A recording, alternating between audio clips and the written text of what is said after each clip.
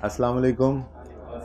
Lecture 57 start करते हैं कैफ 1 का। अगर कोई हाइब्रिड से आना चाहे आज फिजिकल में तो आ जाए, वैसे वहीं पे बेहतर है।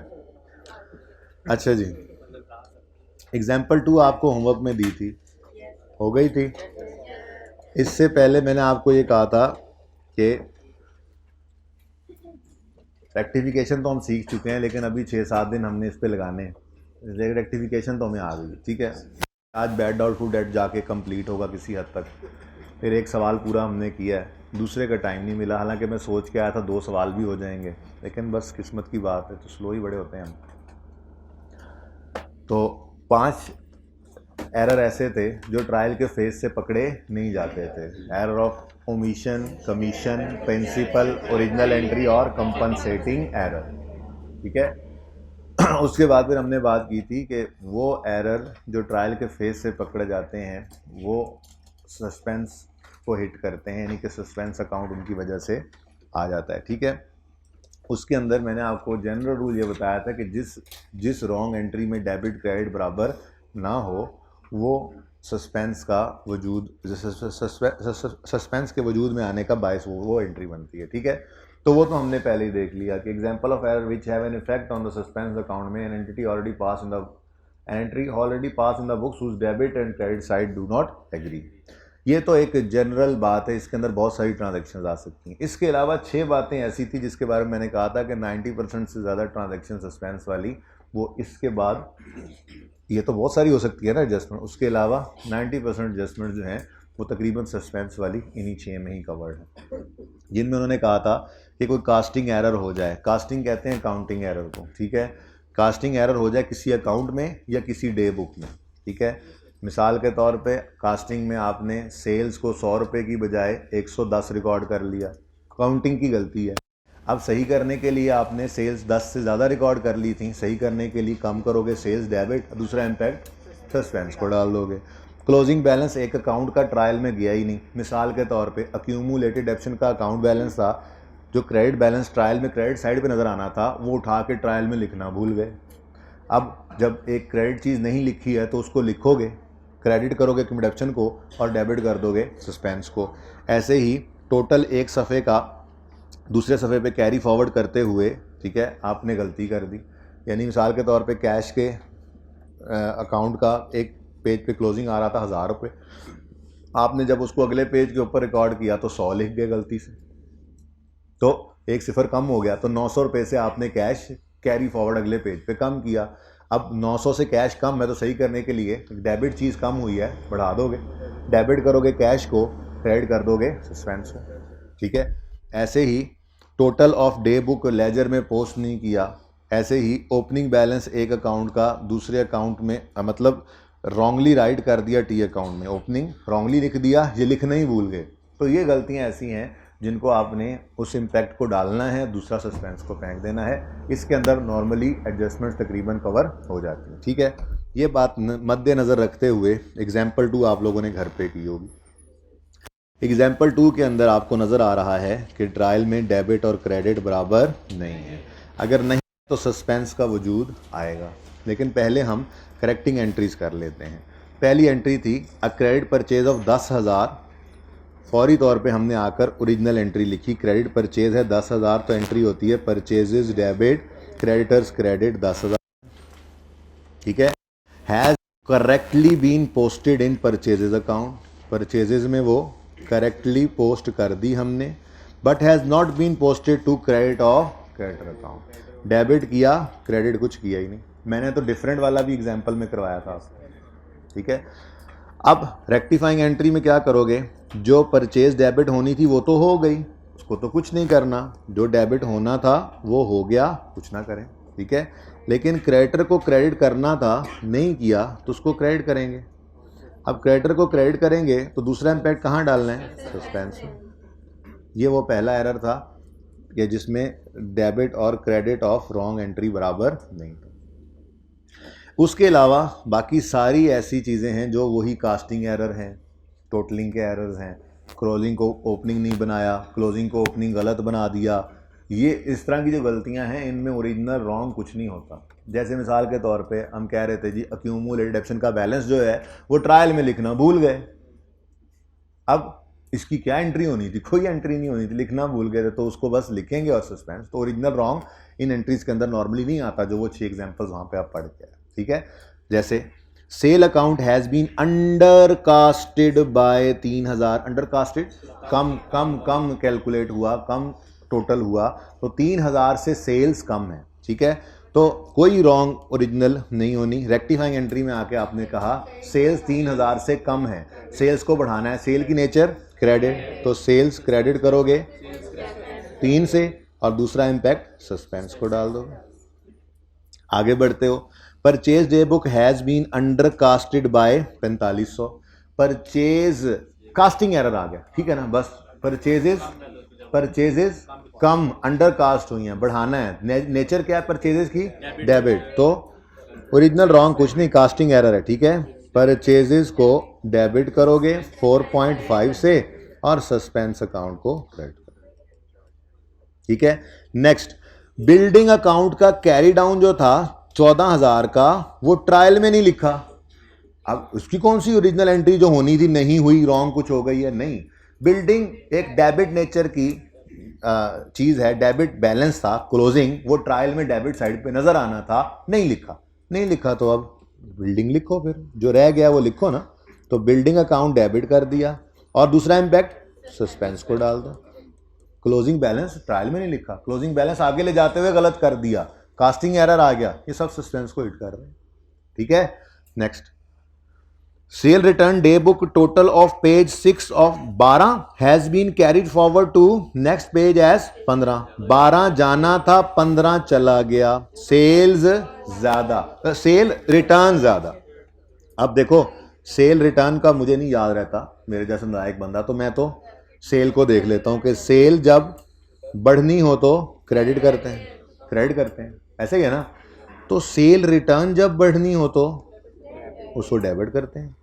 अब देख लेते हैं सेल रिटर्न बढ़ रही है या कम हो रही है। वो कह रहे हैं 12 रुपए था सेल रिटर्न का बैलेंस, वो गलती से 15 ले गए, यानी सेल रिटर्न ज्यादा चली गई है, कम करेंगे। सेल रिटर्न बढ़ने पर डेबिट होती है, तो कम होने पर क्रेडिट। ये छोटी सी चीज लिख लिया करें अपने पास, आसानी हो जाती है, ठीक है।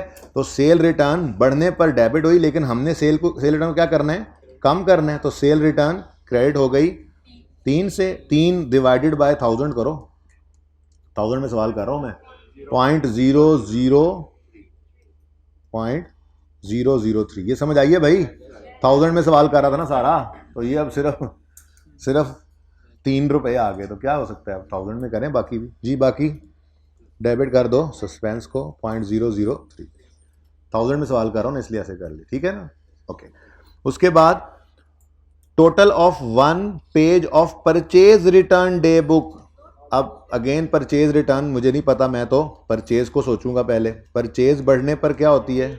डेबिट, तो परचेज रिटर्न बढ़ने पर क्या होगी? क्रेडिट। अब देखते हैं बढ़ाना है कम करना जी। अच्छा, टोटल अगले सफे पे पोस्ट ही नहीं हुआ, यानी रह गया। अब परचेज रिटर्न नहीं रिकॉर्ड हुई, यूं समझो, तो रिकॉर्ड करना है तो परचेज रिटर्न को बढ़ाना है, परचेज रिटर्न को बढ़ाना है तो परचेज रिटर्न क्रेडिट होगी, कितने से? ये 40 है तो 0.04 बनेगा, ऐसे ही है। तो बोलो 1000 में नहीं समझ आ रही तो पूरी फिगर में लिख लो, सवाल खत्म। अब हमने रेक्टिफाइंग एंट्रीज तो कर ली, अब वो कह रहे हैं रेक्टिफाइंग एंट्रीज भी करो और सस्पेंस अकाउंट भी बनाओ। अब सस्पेंस अकाउंट बनना है, आप देखें डेबिट और क्रेडिट बराबर नहीं है, कौन सी साइड हैवियर है? क्रेडिट साइड हैवियर है। अगर बैलेंस करना है तो किस तरफ बैलेंस डालोगे? डेबिट साइड पर। कितना दोनों का डिफरेंस लो? 5.57 होगा ना, फिर ये 5547 बोला आपने, बोलो। अच्छा फिगर यहाँ सही, हाँ यहाँ सही वाला लिख लो 5, ठीक है। आगे जाके 1000 में लिख लेता हूँ क्योंकि सवाल 1000 में किया होगा, ठीक है। ये बैलेंस किस तरफ डालना पड़ेगा आपको? डेबिट साइड पे, क्योंकि डेबिट साइड कम है, क्रेडिट साइड हैवियर है। अब जब आपने लेजर ओपन करना है तो लेजर में इस बैलेंस को किस तरफ लिखोगे? डेबिट साइड पे। तो यहाँ पे आप आकर लिख लो एज पर ट्रायल, तो आपकी मर्जी, डेबिट साइड पे लिखना है। नहीं लिखना चाहते आप, मैं तो इसको अनएडजस्टेड कैरी डाउन कहूँगा, तो अनएडजस्टेड कैरी डाउन कह लो, जो आपका दिल करे।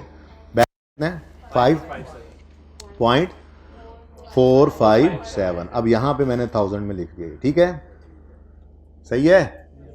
चलो अब 5.457 ये तो सस्पेंस का बैलेंस है जो ट्रायल में लिखकर हमने बैलेंस किया ट्रायल को, ठीक है। अब रेक्टिफाइंग एंट्रीज के अंदर suspense debit debit credit credit debit debit, ये नजर आ रहा है, लिखते जाओ। सबसे पहले सस्पेंस क्या हुआ, डेबिट। एडजस्टमेंट 1 लिख लो आपकी मर्जी, क्रेडिटर लिख लो आपकी मर्जी। 3 से सस्पेंस डेबिट हुआ, एडजस्टमेंट 2 लिख लो आपकी मर्जी, सेल्स लिख लो आपकी मर्जी, मसला कोई नहीं, दोनों सही है। 4.5 से क्रेडिट हुआ, इसके आगे परचेजेस लिख लो आपकी मर्जी, एडजस्टमेंट नंबर लिख लो आपकी मर्जी। 14 से क्रेडिट डेबिट, इसके अगेंस्ट बिल्डिंग हुआ, ये लिख लो आपकी मर्जी, एडजस्टमेंट नंबर आपकी मर्जी। सस्पेंस 0.003 से, अच्छा डेबिट है, 0.003 से डेबिट और सेल रिटर्न लिख लो। 0.04 से परचेज रिटर्न लिख लो या एडजस्टमेंट नंबर लिख लो। अब इनको टोटल करो दोनों साइड्स को, बैलेंसिंग फिगर किस तरफ आ रही है, मतलब कोई बैलेंसिंग फिगर नहीं है, मतलब फिर हमने सही सही रेक्टिफिकेशन की और सस्पेंस का वजूद ही खत्म हो गया, ना कोई डेबिट बैलेंस है इसका, ना क्रेडिट बैलेंस। अच्छा कभी कभी ऐसा भी होता है कि वो सस्पेंस अकाउंट बनवाता है और ये फिगर कहता है निकाल के मुझे बताओ। ऐसी सूरत में क्या होगा, सारे डेबिट्स क्रेडिट्स लिख लोगे और बैलेंसिंग फिगर इस तरफ आ रही होगी तो वो अनएडजस्टेड कैरी डाउन इधर आ जाएगा, इधर आ रही होगी तो अनएडजस्टेड कैरी डाउन, ऐसा भी हो सकता है। तो आईकैप सिर्फ रेक्टिफाइंग एंट्रीज नहीं करवा रहा, रेक्टिफाइंग एंट्रीज तो करवाता ही है, साथ में वो 3 तरह की रिक्वायरमेंट्स और भी पूछ रहे हैं। एक ये सस्पेंस अकाउंट बनवा लेता है, बैलेंस देकर नील करवा ले या बैलेंस ना दे आप बनाओ और बैलेंसिंग फिगर निकाल के बता दो कि ट्रायल का डिफरेंस किस तरफ था, ये दोनों हो सकते हैं। तो रेक्टिफाइंग एंट्रीज के बाद सस्पेंस अकाउंट भी बनवा सकता है, फिर रेक्टिफाइंग एंट्रीज करवाने के बाद प्रॉफिट के ऊपर उनका इंपैक्ट भी ले सकता है। प्रॉफिट पे इंपैक्ट होता है ना, कहीं सेल डेबिट हो रही है, कहीं सेल रिटर्न डेबिट हो रही है, एक्सपेंस बढ़ रहे हैं, इनकम बढ़ रही है, एक्सपेंस कम हो रहा है, इसका इंपैक्ट प्रॉफिट पे पड़ता है ना, ठीक है, तो वो चीज़ भी करवा रहा है। 2 हो गई रेक्टिफाइंग एंट्रीज के साथ, या तो सस्पेंस बनवा लेगा, सस्पेंस में बैलेंस देकर नील करवाए, या बैलेंस ना दे और कहे कितना बैलेंस था, तो आप ये सारा लिख के बैलेंसिंग फिगर निकाल कर दे दें। ये सवाल कोई ना कोई 1-2 और आएंगे, उनमें देख लेंगे। तो एक तो ये भी पूछता है रेक्टिफाइंग एंट्रीज के साथ, दूसरा रेक्टिफाइंग एंट्रीज करवा के कल वो सवाल करेंगे प्रॉफिट पे इंपैक्ट पूछ लेता है।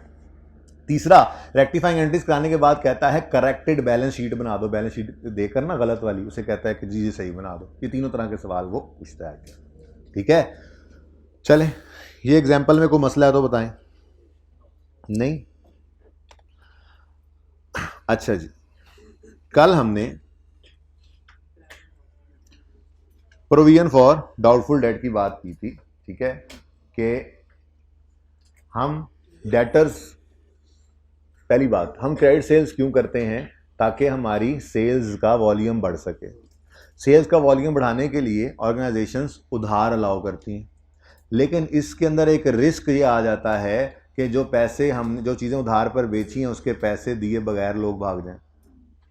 तो उस खतरे की वजह से प्रूडेंस कॉन्सेप्ट और मैचिंग कॉन्सेप्ट की बात मानते हुए हमारे जो डेटर्स होते हैं उनके ऊपर हम एक प्रोविजन का रेट लगा के, एक अंदाज़ा लगा के, हम अंदाजे की बुनियाद पे एक एक्सपेक्टेड लॉस, एक एक्सपेक्टेड एक्सपेंस बुक कर लेते हैं फ्यूचर का आज।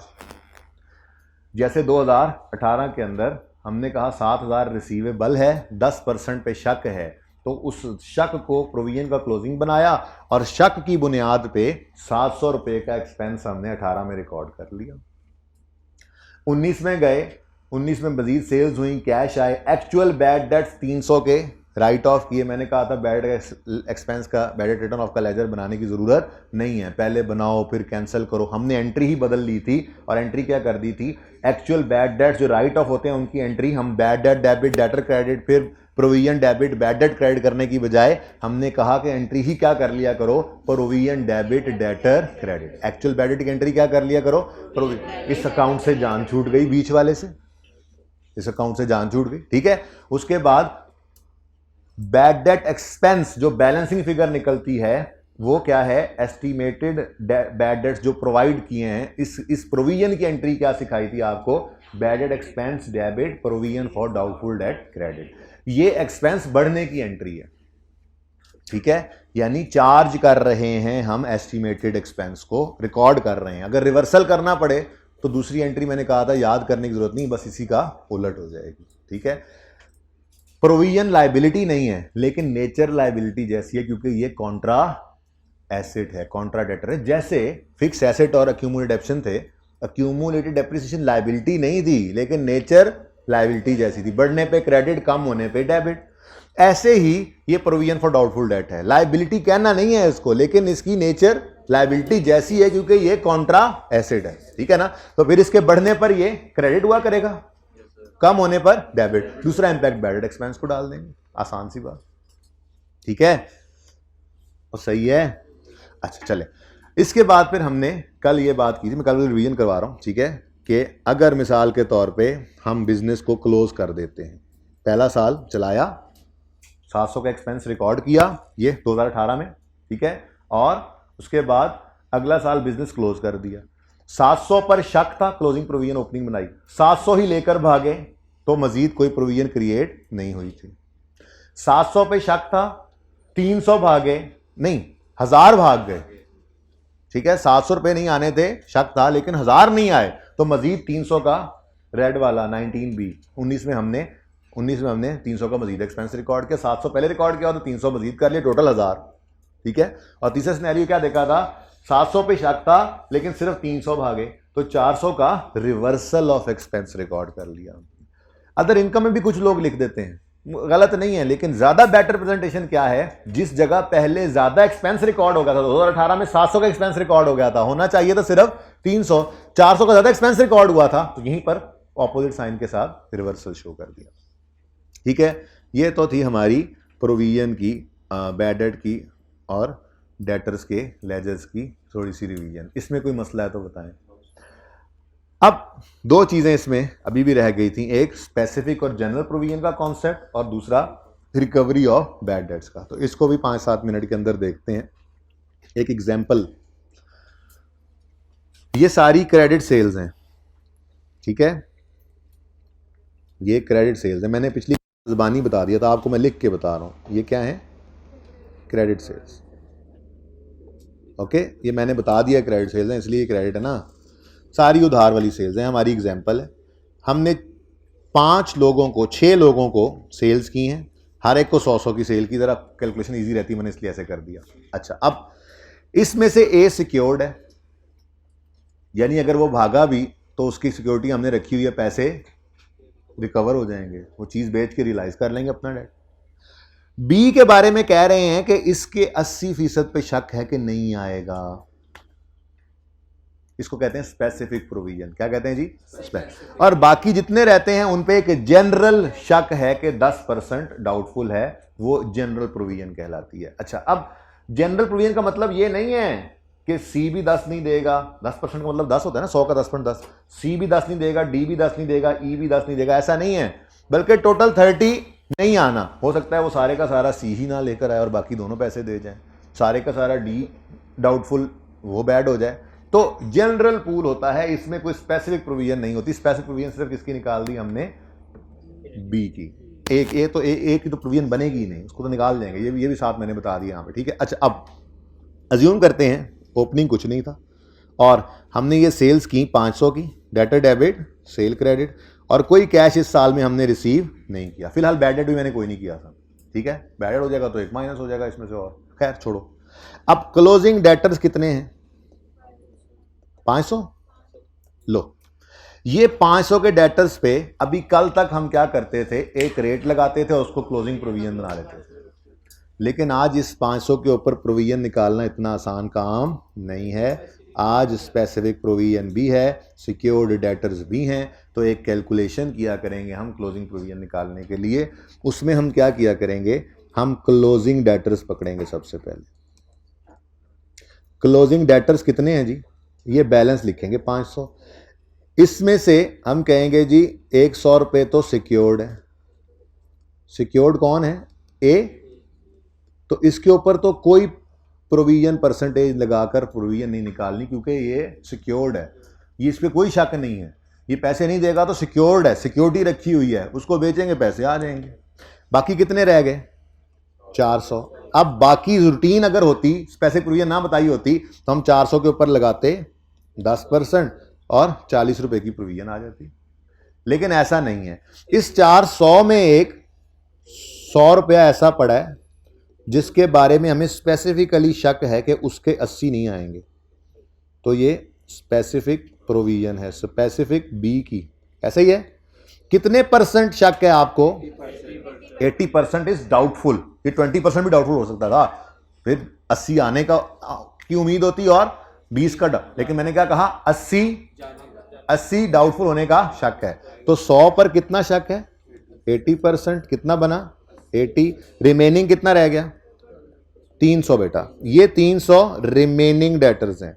अब इस रिमेनिंग डेटर्स वाले बैलेंस के ऊपर आप जनरल प्रोविजन का रेट लगाएं। और बस ये जो गलती बच्चे करते हैं ना इसके अंदर, वो ये करते हैं कि यहां से 80 माइनस कर जाते हैं। भाई नहीं, इस 400 में बी का 100 पड़ा है, जिस पे हमें कितना शक है? 80 रुपए का। अब बस इस पे ये 80 का ही शक था। अब 400 में से पूरा 100 निकाल दो, इस 100 पे हमें 80 का शक था, बाकी रह गए 300। इन 300 के ऊपर हमें शक है कि 30 नहीं आएंगे। तो प्रोविजन टोटल कितनी बन गई? 110।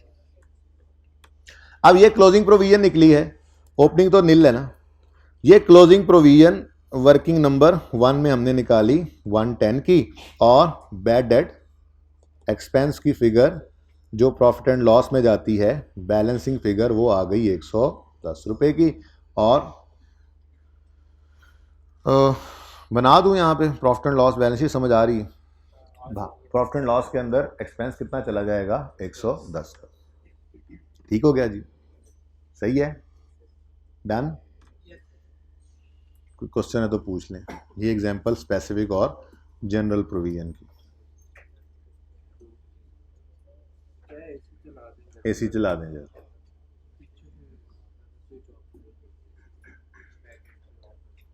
कौन सा? ये वाला? ये बैक एंड से ऑफ है, इसको ऑन करा दें, लेकिन कुछ हो ना ऑन करा, ऑफ करा देना, उसी को 23 पे कर लें। अच्छा जी सुने, अब कभी कभी ऐसा होता है कि हमने जो बैड डेट्स राइट ऑफ किए होते हैं या जिनके ऊपर शक होता है, उनसे पैसे रिसीव हो जाते हैं। इसको कहा जाता है रिकवरी ऑफ डेट्स। दो तरह के डेट्स होते हैं। एक वो जो एक्चुअल बैड डेट्स थे, हमने राइट ऑफ कर दिए थे, उनकी एंट्री हमने क्या सीखी थी? Provision debit debtor credit. इनके डेटर, इसको हमने डेटर अकाउंट में से क्या कर दिया था? क्रेडिट। ठीक है। और जिन पे हमें शक होता है, जिनकी प्रोविजन क्रिएट करते हैं, प्रोवाइडेड फॉर जो होते हैं, उनकी एंट्री होती है bad debt expense debit provision credit. यानी जो रिटर्न ऑफ होते हैं उनको डेटर्स में से निकाल देते हैं, और जो प्रोविजन होती है उनको डेटर में से नहीं निकालते, राइट ऑफ नहीं करते। ये दो तरह के डेट्स होते हैं। एक एक्चुअल बैड डेट्स जो राइट ऑफ कर दिए, यानी डेटर्स को क्रेडिट कर दिया, और दूसरे एस्टिमेटेड हैं जिनकी एंट्री होती है bad expense debit provision credit, debtor credit नहीं करते। समझ आ रही है? तेज तो नहीं जा रही बात? सही है? अच्छा, बैड डेट रिटर्न ऑफ की एंट्री वो ही written off debit debtor credit, फिर वो करने के बाद मैंने ये एंट्री बनाई हुई है, ठीक है ना? वो नीचे दोनों एंट्रीज काटी हुई है। तो डेटर, असल मकसद क्या है? रिटर्न ऑफ में डेटर क्या हो जाता है? क्रेडिट। ठीक है। जबकि प्रोविजन वाले डेटर्स में हम डेटर को क्रेडिट नहीं करते, बल्कि प्रोविजन को क्रेडिट करते हैं। अभी हमें पक्का नहीं हुआ कि भागेंगे, शक है, इसलिए डेटर्स को राइट ऑफ नहीं किया। ठीक हो गया? अब रिकवरी हो गई, जिसको हमने पिछली बार कुल्हू वाला करके राइट ऑफ करके फेंक दिया था, वो आ गया पैसे लेकर। अब अगर हम इसकी एंट्री कर जाएं कैश डेबिट डेटर क्रेडिट, तो ये गलत होगा। गलत क्यों होगा? क्योंकि हमने इसको पहले ही, यहां पे है ही नहीं, यहां से एंट्री दिखा दूं, हमने इसको पहले ही क्या कर दिया था? राइट ऑफ कर दिया था। अब डेटर को एक बार क्रेडिट कर दिया था, जब उससे रिकवरी हो गई तो फिर कैश डेबिट डेटर क्रेडिट किया, तो ये तो डेटर दो दफा क्रेडिट हो जाएगा, डबल क्रेडिट हो जाएगा, मसला है। ठीक है। तो फिर हम क्या कहते हैं? हम कहते हैं जी पहले हमने उसको एक्सपेंस रिकॉर्ड कर लिया था, अब आज जब उसकी रिकवरी हो गई है तो हम उसको बैड डेट रिकवरी इनकम कह देते होते हैं। बैड डेट रिकवरी इनकम, ठीक है, प्रॉफिट एंड लॉस के अंदर ये अदर इनकम के अंदर रिकॉर्ड होती है, ठीक है। तो ये एंट्री हम कर लेंगे। अगर कोई debts previously written off as bad थे, उनकी रिकवरी हो जाए तो उसकी एंट्री हम करते हैं cash debit bad debt recovery income other income में क्रेडिट, ठीक है। ये बात समझ आई। और अगर कोई ऐसे डेटर्स हैं जो प्रीवियसली प्रोवाइड किए थे एज डाउटफुल डेट्स, उनसे पैसे आ जाए, शक था जी नहीं देंगे, ले आए, पैसे ले आए, तो फिर उसकी एंट्री वही होगी जो डेटर से पैसे आने की एंट्री होती है, क्योंकि इनके तो प्रोविजन क्रिएट करते हैं, डेटर क्रेडिट नहीं ना किया था, ठीक है। तो ये बिल्कुल सिंपल एंट्री हो गई, कैश डेबिट डेटर क्रेडिट। अब इसको जरा प्रूफ भी कर लेते हैं, ठीक है। पिछली क्लास में नहीं किया था, वो फिर बाद में एक बच्चा आया सवाल करने, तो मुझे उससे अंदाज़ा हुआ। मैं ये कह रहा हूं कि हमने प्रोविजन क्रिएट की थी कि बी 80 रुपये नहीं देगा, ठीक है, ओके। अब अगला साल आता है, मैं सिर्फ प्रोविजन की बात करूंगा, ठीक है ना। अगला साल आता है और अगले साल में हम ओपनिंग प्रोविजन ओपन कर देते हैं, provision for doubtful date brought down 110, ठीक है ना। शक था साल के शुरू में। अब इस साल में क्या हुआ, वो जो 100 रुपया आना था जिसमें 80 पे शक था वो आ गया। बी आया, कहने लगा मैंने सुना आप मुझ पे शक कर रहे हैं, शक ना करें, ये पकड़े 100 रुपये। अब एंट्री क्या हुई, cash debit debtor credit, debtor का लेजर मैं नहीं बना रहा, कैश डेबिट डेटर क्रेडिट, ठीक है। और जब प्रोविजन का क्लोजिंग निकालेंगे, यहां पे वर्किंग टू लेट से मैं कह देता हूं कैलकुलेशन ऑफ क्लोजिंग प्रोविजन, तो 100 रुपया रिसीव हो गया। बोलो, मैं कहूंगा जी क्लोजिंग डेटर्स में अब कितने रह गए, डेटर का लेजर बनाऊं, डेटर का लेजर भी बना लो, चलो प्रोविजन को नीचे ले आओ फिर। अब ऐसे सही तो ऐसे सही, डेटर पूरी बात फिर अब, और प्रोविजन। अच्छा जी, डेटर का ओपनिंग कितना था 500, ठीक है, और प्रोविजन का ओपनिंग कितना था 110, ऐसे ही है। अब हमें सिर्फ एक उसी जिस पे शक था ना, सिर्फ उसी ने पैसे दिए, कैश डेबिट डेटर क्रेडिट, तो क्लोजिंग कितना हो गया 400 रह गया। डेटर्स क्लोजिंग कितने रह गए जी 400। बच्चों के जेहन में आता है ना कि जिसकी प्रोविजन क्रिएट की थी वो अब जब वो नहीं रहा तो फिर प्रोविजन के लेजर में उसकी एंट्री क्यों नहीं कर रहे, नहीं करेंगे। मैंने कहा रिकवरी की एंट्री है कैश डेबिट डेटर क्रेडिट, ठीक है। अब प्रोविजन पे इसका असर कैसे पड़ेगा ये अभी देखते हैं।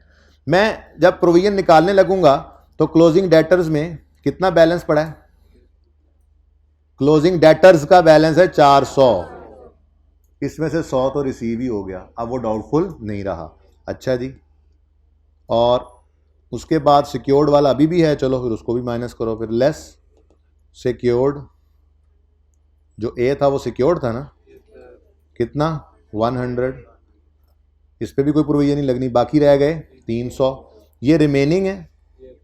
इनके ऊपर जनरल रेट लगेगा 10% और प्रोविजन आएगी 30 क्लोजिंग, और ये 30 यहाँ पर चला जाएगा क्लोजिंग में वर्किंग टू से, और बैलेंसिंग फिगर 80 रुपये इधर आ रही है, देखो बैड डेट एक्सपेंस, जो प्रॉफिट एंड लॉस में जाना है, जो बैलेंसिंग आपने निकाला है वो आज क्या हो गया, रिवर्स हो गया। यानी कि आपने पिछले साल में 110 रुपये का एक एक्सपेंस रिकॉर्ड किया था, ये जिसमें 80 रुपये बी वाला भी था, एस्टीमेट था कि ये पैसे नहीं आएंगे, लेकिन उसने पैसे दे दिए। जब उसने पैसे दे दिए तो हमने एंट्री की कैश डेबिट डेटर क्रेडिट, लेकिन प्रोविजन के लेजर में कोई एंट्री नहीं की। हाँ, जब क्लोजिंग प्रोविजन निकालने लगे तो वो प्रोविजन में आया ही नहीं। जब ओपनिंग में था और क्लोजिंग में ना आया, मैंने सिर्फ बाकी चीजें इसलिए जीरो कर दी ताकि समझ आए, बैड डेट भी और नहीं डाला, किसी और से पैसे भी नहीं डाले, सिर्फ इसी को रखा ताकि समझ आ जाए। ओपनिंग 110 के अंदर इस 80 को शक भी था, क्लोजिंग से पहले पहले उसने पैसे ही दे दिए। अब क्लोजिंग में वो शक वाला नहीं है, तो फिर देखो 80 रुपये क्या हो गए, रिवर्स हो गए। पिछले साल हमने एक्सपेंस रिकॉर्ड किया था 110 का, जिसमें ये 80 भी एक्सपेंस रिकॉर्ड किया था, हमें शक है ये पैसे नहीं देगा, वो आ गया एफड़ो का है, जो उन्हें पैसे ही दे दिए, तो क्या अब उस पर शक है नहीं, तो फिर ₹80 का एक्सपेंस क्या हो गया है, रिवर्स हो गया। मुझे लगता है प्रॉफिट एंड लॉस भी बना के दिखाना पड़ेगा, मुझे लग रहा है प्रॉफिट एंड लॉस अकाउंट साल ही कोई नहीं है, चलो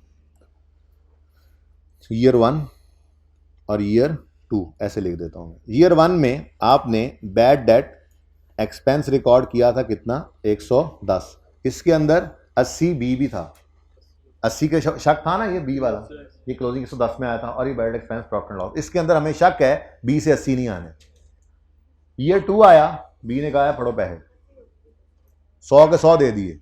जब दे दिए तो क्लोजिंग प्रोविजन में उस शक को हम नहीं लाए, जब नहीं लाए तो ओपनिंग में वो था, क्लोजिंग में नहीं है। अगर सिर्फ इसी 100 की बात करें, 80 की, ओपनिंग में 80 पड़ा था, क्लोजिंग में 0 हो गया, तो प्रोविजन अब रिवर्स हो गई, रिवर्स हो गई। देखो प्रोविजन फॉर डाउटफुल डेट का अकाउंट डेबिट और बैड एक्सपेंस क्रेडिट हो रहा है, तो ₹80 से रिवर्सल ऑफ एक्सपेंस हो गया। यानी पिछले साल जो 80 का एक्सपेंस रिकॉर्ड किया था ना इधर, वो आज क्या हो गया, रिवर्स, क्योंकि उससे क्या आ गए, पैसे। लेकिन इस रिकवरी को हमने प्रोविजन में हिट नहीं कराया, सिंपल एंट्री मैंने कहा करोगे डेटर के अकाउंट के अंदर, कैश डेबिट डेटर, ठीक है ना जी, बोले। हाँ बेटा, प्रोविजन की नेचर क्रेडिट ही होती है, क्लोजिंग 30 रखा है, 110 से प्रोविजन कम होके 30 रह गई, तो प्रोविजन कम हुई है। प्रोविजन कम होने की एंट्री क्या होती है, प्रोविजन डेबिट, लायबिलिटी है समझो, लायबिलिटी डेबिट और एक्सपेंस क्रेडिट, तो वही हुआ पड़ा है, provision debit expense credit. Expense का क्रेडिट होने का मतलब एक्सपेंस की कमी है, एक्सपेंस का रिवर्सल है, वही तो हो रहा है, ठीक है। ये बात मैंने वैसे ही कच्ची लस्सी की तरह बढ़ाई है। वैसे ये जो बात है ना, ये बात ये मैंने पिछली क्लास में नहीं की थी, मुझे लग रहा है कि ये नहीं करनी चाहिए थी यहाँ पे भी, ठीक है। अच्छा हो गया है, तो फिर ये रिकॉर्डिंग देनी पड़ेगी ना यूट्यूब पे। नहीं ना, वो दूसरी क्लास का और आपका मसला है, मैं ये नहीं कह रहा जो बच्चे नहीं आए उनका मसला है, ये उस क्लास का मसला है। मैं यूट्यूब पे देख उन्हें कह दूंगा कि वो भी सुन लें। अच्छा सुने, ये समझ आ गया, इतना सा पोर्शन ये समझ आ गया जी।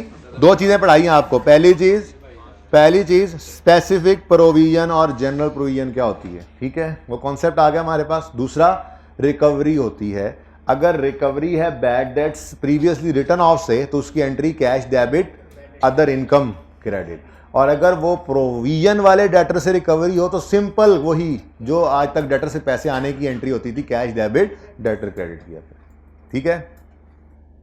ओके, क्वेश्चन है कोई?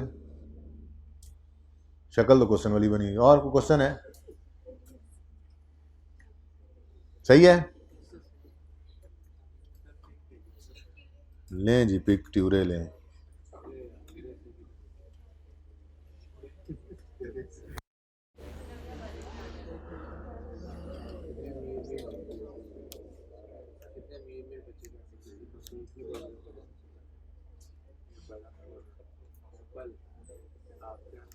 बेचारे के सेब के ऊपर भी चक लगा हुआ है।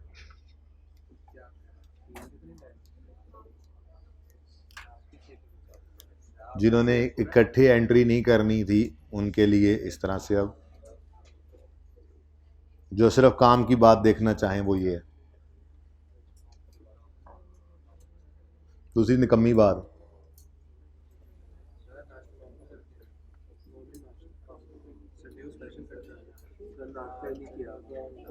कर लेना बेटा क्लास के बाद जाकर। नहीं,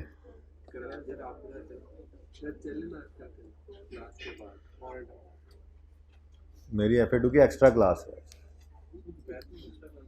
तो इधर से 11 बजे के 11:15 शुरू हो जाती है आपकी क्लास का।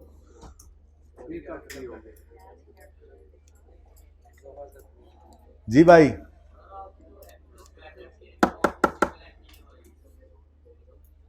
क्या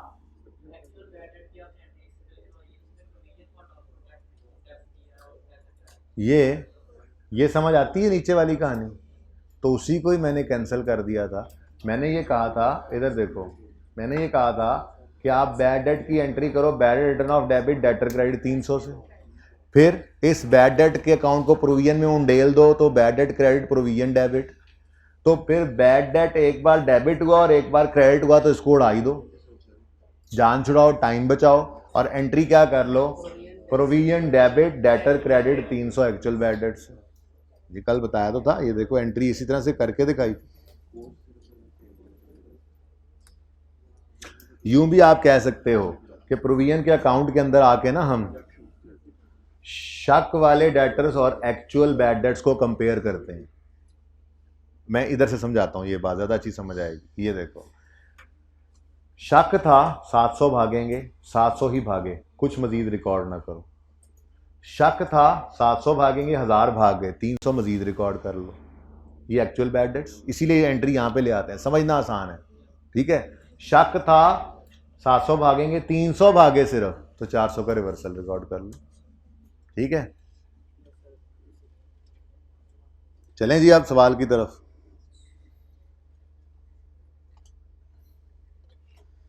बड़े सुस्त लोग हैं, एक ही सवाल किया उन्होंने पिछली क्लास में। 13।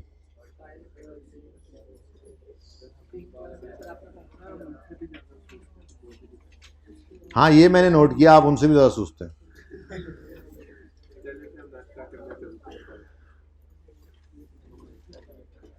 क्वेश्चन नंबर 13, रिक्वायरमेंट बी पहले पढ़ लें। A trial balance is merely a proof of arithmetical accuracy.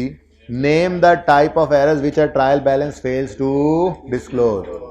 Error of omission, commission, principal, original entry, compensating error. 2 number आ गए, सिर्फ लिस्ट करना था। ठीक है, name the types of errors कल पढ़ाए थे ना, तो ये 2 नंबर का, एक दफ़ा नहीं 2-3 दफ़ा ये सवाल उसने पूछा हुआ है। ठीक है, requirement A, page number G 174 है। Prepare rectification entries to correct the above errors, narrations are not required. 11 number का ये सवाल है। तो 11 × 1.8 करें तो कितना आता है? 20 मिनट में मैंने ये सवाल करना है। मैंने 20 मिनट में सवाल करना है। अगर सिर्फ नोट करें तो 20 मिनट में होगा, समझाना हो तो फिर मुश्किल है। चलें शुरू करते हैं। While reviewing draft financial, draft के बारे में आपको बताया था। ड्राफ्ट ये IAS 8 में जाकर ना इस्तेमाल होना है। ड्राफ्ट कहते हैं अनऑडिटेड को। ठीक है, ड्राफ्ट कहते हैं अनऑडिटेड।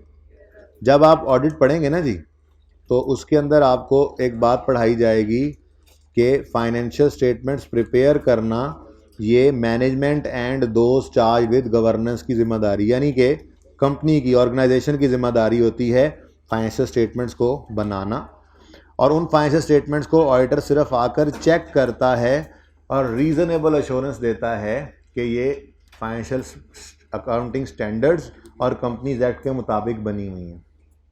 ठीक है ना, तो जब फाइनेंशियल स्टेटमेंट्स बना लेती हैं ऑर्गेनाइजेशंस, तो उसे वो ड्राफ्ट कहती हैं और बनाने के बाद ऑडिटर को बुलाती हैं। ठीक है, और ऑडिटर आकर फिर उन्हें चेक करता है और कोई गलतियां हो तो उनको सही करवाता है, उनसे कोई डिस्क्लोजर्स कम हो तो वो डलवाता है। और अगर वो इस बात पे ना माने, 2 नंबरियां करें, तो अपनी रिपोर्ट में लिख देता है कि जी ये मसले आए हैं हमारी इस ऑडिट के दौरान, ये चीज़ें सही नहीं हैं।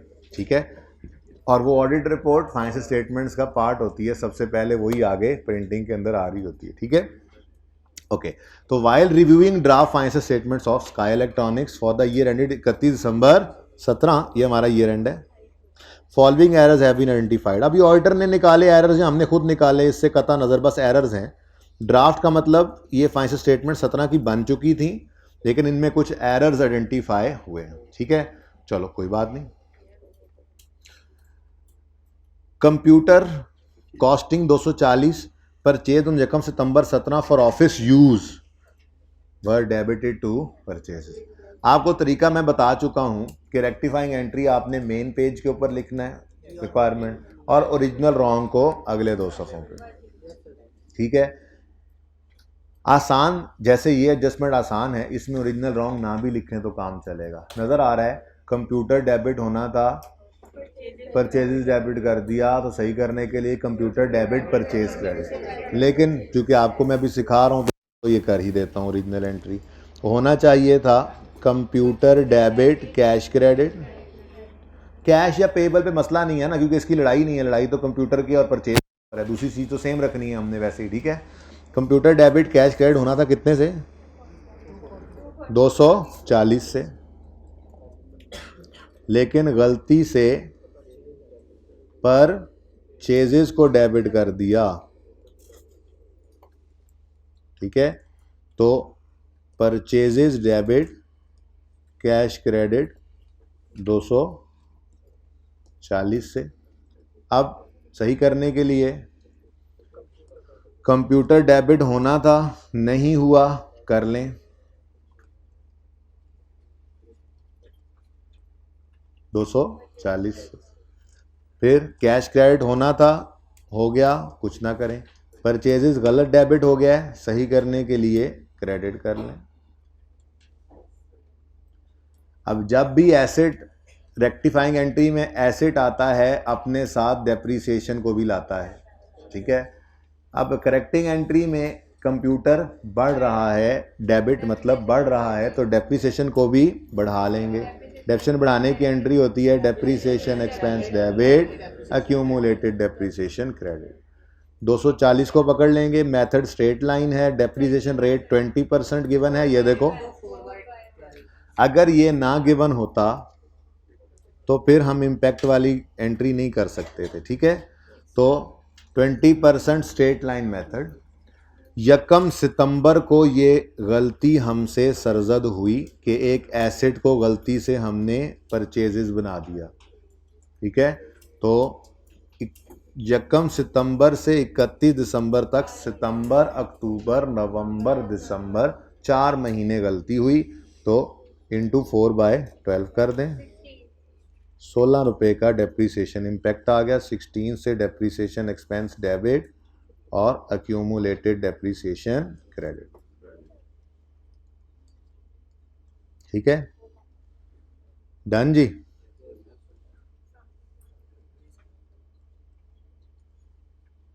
गायब हो गया। चलें नेक्स्ट। अगली एडजस्टमेंट ने शायद आपको परेशान किया हो।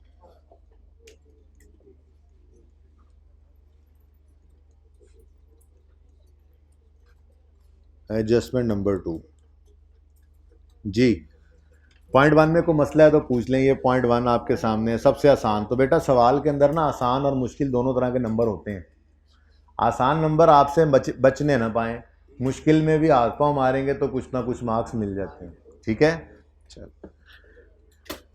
फर्नीचर कॉस्टिंग 1200, फर्नीचर की कॉस्ट है 1200, having book value of 670 on 31 December 17, उसकी 31 दिसंबर 17 में बुक वैल्यू है 670, had already been sold on यकम नवंबर 17। अगली बात तो रॉन्ग है ना, पहले ओरिजिनल एंट्री डिस्पोजल है, डिस्पोजल है तो अक्यूमुलेटेड डेप्रीसिएशन डेबिट होगी, कैश डेबिट होगा, और फर्नीचर का नाम लिख दें, एसेट का नाम लिखा हुआ है फर्नीचर अकाउंट क्रेडिट।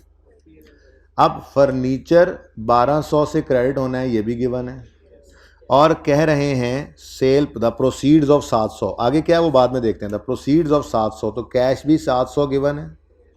अब देखो ना, अगर एंट्री पूरी नहीं भी होती तो ये फिगर्स तो हमारे पास आ गई। अब मसला है अक्यूमुलेटेड डेप्रीसिएशन।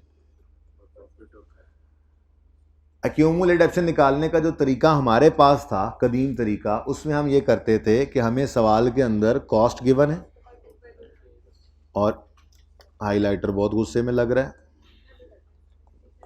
जी, हमें एसिड की कॉस्ट गिवन है, और आगे कह रहा है S E depreciates furniture at 10% using straight line method. अब कदीम तरीका ये था कि 1200 स्ट्रेट लाइन ना, 1200 की कॉस्ट पे 10% रेट लगाएं, और डेट ऑफ परचेज से डेट ऑफ सेल तक, यानी ये अक्यूमुलेटेड डेप्रीसिएशन हम निकाला करते थे डेट ऑफ परचेज से डेट ऑफ सेल तक, ठीक है। लेकिन इस सवाल के अंदर मसला क्या था, डेट ऑफ परचेज मिसिंग थी, ठीक है। Date of purchase was missing,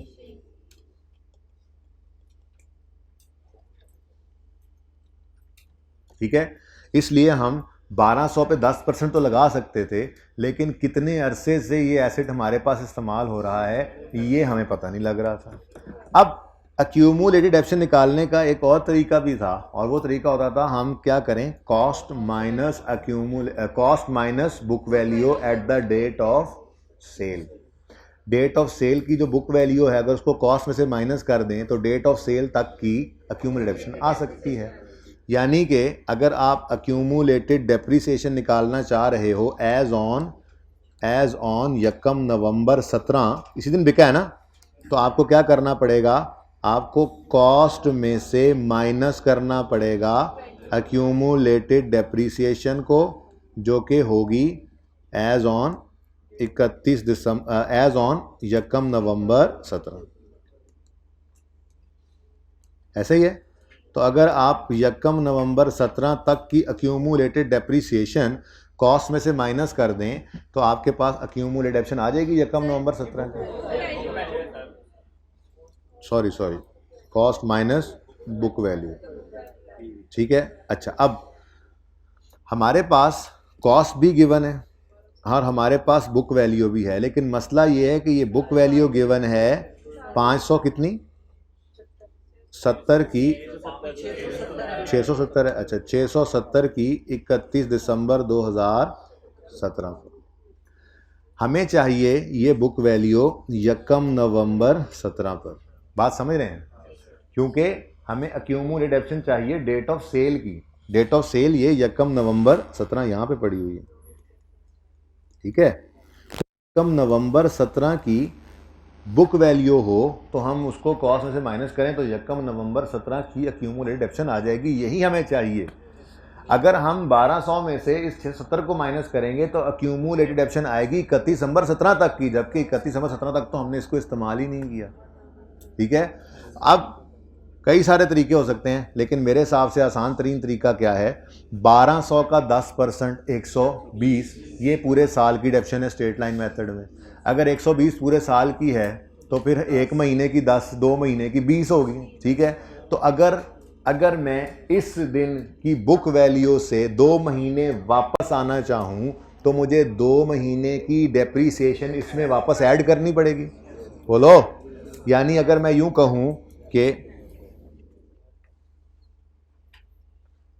ये 1200 इंटू 10% पूरे साल की डेप्रिसिएशन है ना, इंटू 2/12 कितना बनता है 20। ये 20 अगर मैं इस 670 में ऐड कर दूं प्लस 20 कर दूं तो ये 690 बन जाएगा। बोलो, ये 690 यकम नवंबर 17 की बुक वैल्यू है। देखो ना, बुक वैल्यू से डेप्रिसिएशन ही तो माइनस होती है ना। अगर ये यहाँ पे 690 है तो इसमें से 10 और 10 माइनस करें तो 670 ही आएगा ना, लेकिन 670 को माइनस नहीं कर सकता था 1200 में से, ठीक है। तो 690 पर कैसे पहुंचे, ये देखें। अक्यूमुलेटेड डेप्रिसिएशन चाहिए थी मुझे, कॉस्ट मेरे पास अवेलेबल थी, मैंने कहा जी बुक वैल्यू जो है ना वो हम निकालेंगे कैसे, हम 670 में ऐड बैक करेंगे, 670 में ऐड बैक करेंगे 1200 इंटू 10% इंटू 2/12। ऊपर डायरेक्ट भी जैसे किया था वही से यूज़ कर लें, तब भी कोई नहीं, मैंने ज़रा कैलकुलेशन करके भी दिखा दी, ठीक है।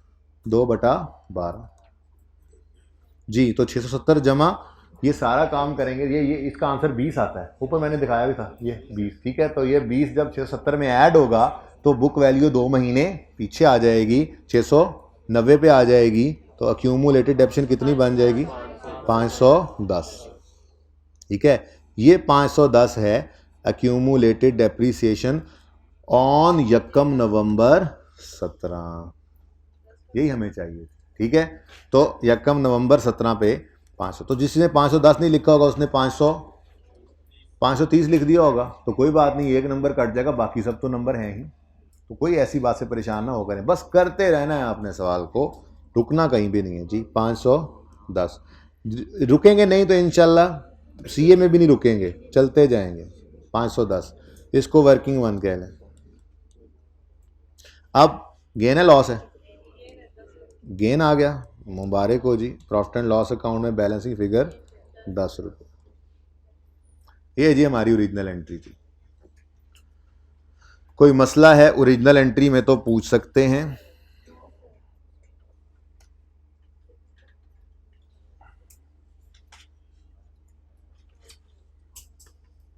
ठीक है, अब देखते हैं उन्होंने गलती क्या फरमाई है। The proceeds of 700 were credited to sales. क्या एंट्री कर गए जी? कैश डेबिट, सेल्स क्रेडिट कर गए सेल प्रोसीड्स की अमाउंट से 700 से। अब एक्यूमुलेटेड ऑप्शन डेबिट होना था, नहीं हुआ तो कर लें 510 से।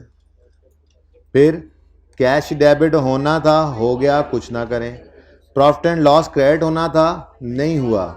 अच्छा वैसे आपको वैसे मैं तो एक लाइन छोड़ दिया करता हूँ दरमियान में ही, पता नज़र आ रहा होता है कि एक चीज़ डेबिट भी होनी है, लेकिन आपको जैसे सिखाया चलो मैं वैसे ही कर देता हूँ। ऊपर आप एक लाइन टॉप पर छोड़ दिया करें, ठीक है, ताकि कोई बाद में डेबिट आ जाए तो उसको काबू कर सके। तो अक्यूमुलेशन कितने से? 510 से जी। कैश क्रेडिट होना था, हो गया, कुछ कैश डेबिट होना था, हो गया, कुछ ना करें। फिर प्रॉफिट एंड लॉस 10 से क्रेडिट होना था, नहीं हुआ तो कर लें 10 से क्रेडिट, ठीक है। फिर 1200 रुपये से फर्नीचर क्रेडिट होना था, नहीं हुआ तो कर लें 1200 से।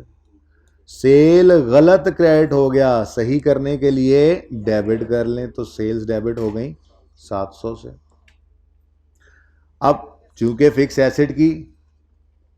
एसेट की गलती जब आती है तो साथ डेप्रिसिएशन को भी लाती है, तो 1200 से फिक्स्ड एसेट, 1200 से एसेट कम हो गया, एसेट कम हो गया भाई, तो डेप्रिसिएशन भी कम होगी। डेप्शन कम करने की एंट्री है accumulated डेप्शन debit, depreciation expense credit, वही 20 होना है, वही 20 गलत हुआ है, तो 1200 into 10% into date of error. देखो 1 नवंबर को ये गलती हुई हमसे, तो 1 नवंबर से 31 दिसंबर तक, नवंबर और दिसंबर 2 महीने, तो वही 2 महीने की डेप्रिसिएशन जो 20 रुपये ज़्यादा चार्ज हो गई, वो लेते चले गए ना एंड तक जी 20 और, ठीक है जी। ये तो मसला है ना, आप कितना स्लो देखो चल रहा है काम, कुछ भी नहीं किया आज, कुछ भी नहीं कर सके आज। शुक्र किया करो, वैसे जो कर लें शुक्र से अल्लाह नेमत बढ़ाते हैं। मैं भी कितना ना शुक्र हुआ हूँ, या अल्लाह शुक्र है जो किया, तेरी तौफीक से किया। चलो जी, बदल दिया मैंने अपना बयानी है, गलत बयानी है बता मैं, गलती पे रुजू कर लेना चाहिए, इससे इज़्ज़त नहीं कम होती। क्या ख्याल है? नाशुक्री नहीं ना करनी चाहिए, या अल्लाह मुझे माफ़ कर दे। शुक्र है अल्लाह तेरे ही तौफीक से इतना कुछ किया। अब इंशाल्लाह कल ढेर सारा काम है, नेक्स्ट वर्किंग डे पे अल्लाह पाक नेमत को बढ़ाएंगे और हम बहुत सारा काम कर जाएंगे इंशाल्लाह। अल्लाह मुझे माफ़ कर दे। ऑन 1 अप्रैल 17, अब देखना ट्यूसडे को इंशाल्लाह। ओहो सवाल पे सवाल हैं। अच्छा, on 1 April 17 SE rented out its premises at an annual rental of 900। तो इसकी प्रेमिसेस हैं जो इसने किराए पर दी हैं, मतलब रेंटल इनकम आनी है। पेबल इन एडवांस, ये 900 का 900 इन्होंने एडवांस में ले लिया, ठीक है। आगे गलती है उसको बाद में देखते हैं। मैं आपको आज एंट्री करना सिखाता हूँ, यूरा वाले सवाल में सिखा देता। यूरा वाले सवाल में हमने क्या किया था, हमने तो इस तरह सीखा हुआ है ना आज तक। पहले ये भी देख लेते हैं कि रेंटल इनकम का अकाउंट बनाएंगे, ये वैसे ही पुरानी रिवीजन है, ठीक है। फिर कैश इनकम के लेजर में कैश किस तरफ आना है, क्रेडिट साइड पे, कैश डेबिट इनकम क्रेडिट, तो कैश कितना है 900। फिर सारे का सारा इनकम में नहीं डाल सकते, हमें कुछ कैरी डाउन लायबिलिटी बनानी पड़ेगी कि ये 900 तो पूरे साल का है, लेकिन 1 अप्रैल को ये साल शुरू हुआ, तो 1 अप्रैल से 31 दिसंबर 17 तक 9 महीने तो इनकम में जा सकता है, बाकी 3 महीने क्लोजिंग डेट पर एडवांस में लायबिलिटी है, लायबिलिटी एडवांस इनकम, तो इंटू 3 कितना बना 225। तो फिर प्रॉफिट एंड लॉस के अंदर rental income, profit and loss में कितनी गई, कितना 675। अब प्रॉफिट एंड लॉस के अंदर रेंटल इनकम कितनी जी 675, और करंट लायबिलिटीज में एडवांस रेंट कितना, एडवांस रेंट इन एडवांस 225। ये पुरानी बात है जो हमने की, लेकिन यही काम अब जर्नल एंट्री में डायरेक्ट कैसे किया करेंगे, ठीक है। रेक्टिफाइंग एंट्री हम करते हैं, ये जो हम क्लोजिंग लिखते हैं ना, ये क्लोजिंग, ये क्या एंट्री है पता, ये तो बताया था, ये क्या एंट्री है, ये क्या एंट्री हो रही है? रेंटल इनकम का अकाउंट, ये मैंने बताई थी एंट्री। रेंटल इनकम का अकाउंट डेबिट किया 225 से हमने, और एडवांस रेंट नाम की एक लायबिलिटी बैलेंस शीट में क्रेडिट हो गई। ऐसे ही है। ये मैंने कहा था क्लोजिंग एंट्री ऐसे, ये असल में एंट्री हो रही होती है। प्री पेमेंट की एंट्री, एक्रूवल की एंट्री ऐसे बताई थी आपको। लेकिन ये सारी बात को छोड़ो, इसको नोट मत करो बेटा, इसको नोट मत करो। अभी मैं आपको वो तरीका बताता हूँ कि हम जर्नल एंट्रीज में क्या करेंगे। बहुत सिंपल काम है, ये तो बहुत मुश्किल तरीके से सीखा हुआ, सब सीखते तो बहुत कुछ हम सीखते हैं, ठीक है। अब एडजस्टमेंट 3 में वो कहता है 900 रुपये का रेंट साल का एडवांस में लिया है। 1 अप्रैल को ये साल शुरू हो रहा है, तो 31 दिसंबर तक 9 महीने इनकम में जाएंगे, बाकी 3 महीने एडवांस में। अब ये जर्नल एंट्री मैंने कंबाइन करके करनी है दोनों चीज़ों की। एक है कैश डेबिट इनकम क्रेडिट, दूसरा है कैश डेबिट एडवांस क्रेडिट, ऐसे ही है ना। लेकिन इसको इकट्ठा करते हैं तो हम कहेंगे कैश कितना रिसीव हुआ? 900। इसमें से रेंटल इनकम में कितना डालोगे? 900 जी 12 महीनों का है, इसमें से 9 महीने इनकम में डाल दो, और एडवांस रेंट नाम की लायबिलिटी बैलेंसिंग निकाल लो, आपकी मर्जी है। 900 बटा 12 इंटू 3 कर लो, आपकी मर्जी है। ये 225, ये ओरिजिनल एंट्री है जी, समझ आई? ये डायरेक्ट मैंने क्या किया है, ओरिजिनल एंट्री परफॉर्म कर दी। कैश कितना रिसीव हुआ है? 9 लाख। 9 महीने इसमें से इनकम बन सकते हैं, इनकम बना दी प्रॉफिट एंड लॉस में, और बाकी 3 महीने एडवांस। ये देखो, ये एंट्री जब करोगे तो बैलेंस शीट और इनकम स्टेटमेंट ऐसी नजर आएगी। वो देखो, इनकम 675 और एडवांस रेंट 225, ठीक है। अच्छा, ये तो होना चाहिए था, लेकिन मोहतरम मुकर्रम भाई साहब ने क्या कर दिया? The rent receive was credit to income. यानी वही जो हम ट्रायल से उठाते थे पे फिगर और खुद एंट्री करते थे, उसने वही काम किया हुआ है। उसने पेमेंट सारे का सारा उसने कहाँ फेंक दिया? यानी उसने एंट्री पास कर दी cash debit rental income credit 900 से। अब वही एंट्री होने लगी है जो हम क्लोजिंग लिखते थे ना, दरअसल वो रेक्टिफाइंग एंट्री करते थे हम।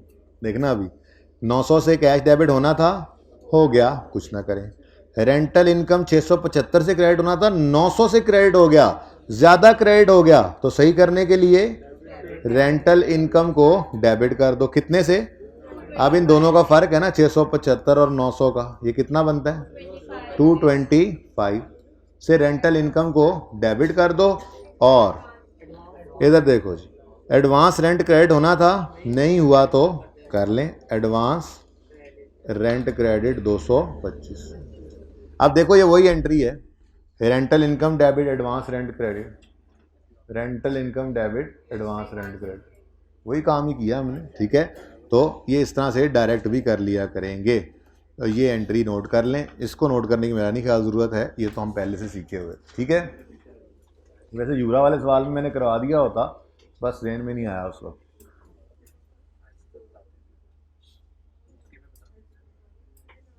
मौका आता जाएगा, बताते जाएंगे ना, जैसे जो चीज़ आती जाएगी वो सीखनी है। यही तो करेक्शन के अंदर मसला है, वरना तो मैंने क्या कहा, 13, 14, 15, 16, 17, ये 5 सवाल करने को, एक आधा शायद और कर लें, 5 से 6 सवाल करने। तो हर रोज़ आप 2 सवाल भी करें तो ये तो 3 दिन में हो जाने चाहिए थे, लेकिन क्यों 8-10 दिन लग जाते हैं? क्योंकि अब जो भी आएगी उसको आप देखें। बैड डॉक्टर हमने सिर्फ सवाल में एडजस्टमेंट देखनी थी, लेकिन वो कल का दिन भी लग गया, आज का दिन भी लग रहा है उसको। फिर आज इन्वेंट्रीज़ को छेड़ देना है थोड़ा सा, मतलब सवाल में कहना है कि यार देखो ऐसे ऐसे करके आ जाना। अब जब आप परसों आओगे तो फिर आपको इन्वेंट्रीज़ भी जो है वो रिवाइज़ करवाना शुरू करना है। ऐसे ही टाइम ज़्यादा लग रहा होता है और कुछ नहीं, ठीक है। एडजस्टमेंट 3 तक कोई मसला है तो पूछ लें जी। 1, 2 और 3 हो गई है, कोई मसला है तो पूछें।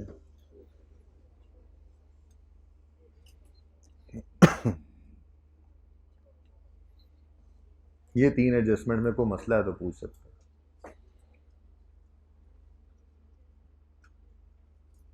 देखो सवाल ही पूरा नहीं हो रहा, क्या करूं मैं अब, बताओ। अल्हम्दुलिल्लाह या अल्लाह, शुक्र है तूने ये कहा। अब ट्यूसडे को इंशाल्लाह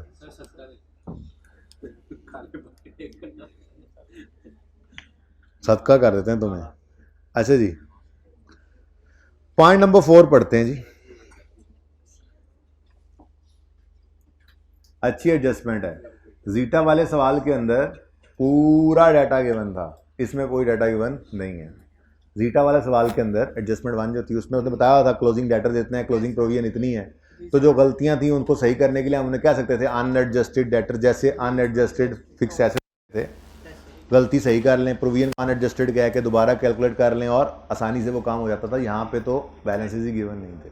कोई बात नहीं, हम सवाल करना जानते हैं, हम सवाल इंशाल्लाह कर लेंगे। चेक करते हैं। Trade receivables include a balance of 180 which is irrecoverable but has not been written off। होना चाहिए था डेटर वो बैड डेट, अच्छा बैड डेट वो भाई किधर गया वो जिसको एंट्री समझ नहीं आ रही थी। हाँ देखो इकट्ठी एंट्री करनी है, वो bad debt written off debit, debtor credit, फिर provision debit, bad debt credit. तो मैंने कहा था बैड डेट को उड़ा दो बीच में से, तो बैड डेट रिटर्न ऑफ की एंट्री हमने क्या सीखी हुई है, फिर provision for doubtful debt debit. अच्छा वो प्रोविजन के हाँ प्रोविजन के लेजर में जब डेबिट साइड पे एक्चुअल बैड डेट को लिखते हैं ना, तो ये एस्टीमेट और एक्चुअल का कंपैरिजन भी हो जाता है सामने, इस तरह से अच्छा समझ भी आ रहा होता था। ठीक है ना।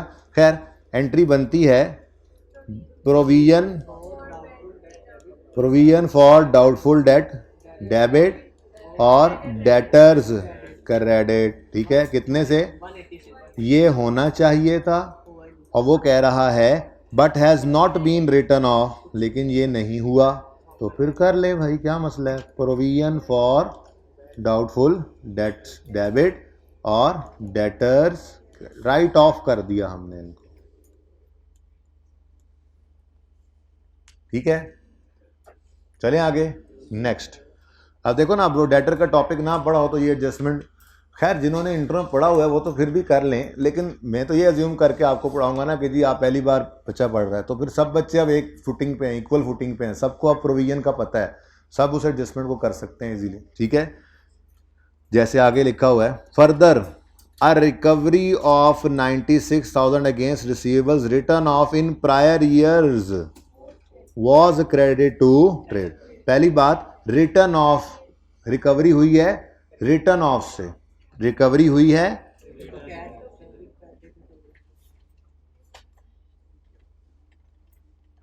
बंद हो गया हुआ है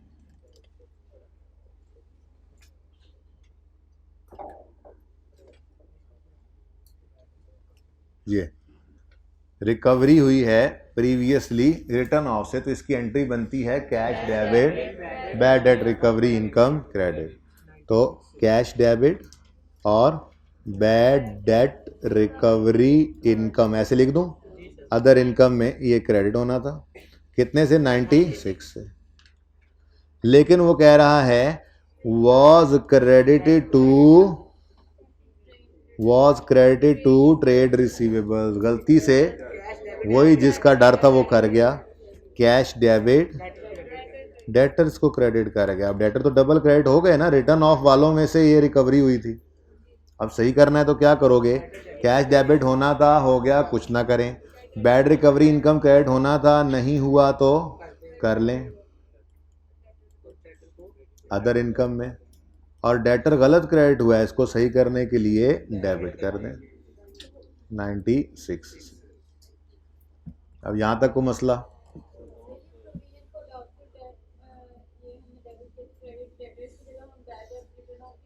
नहीं,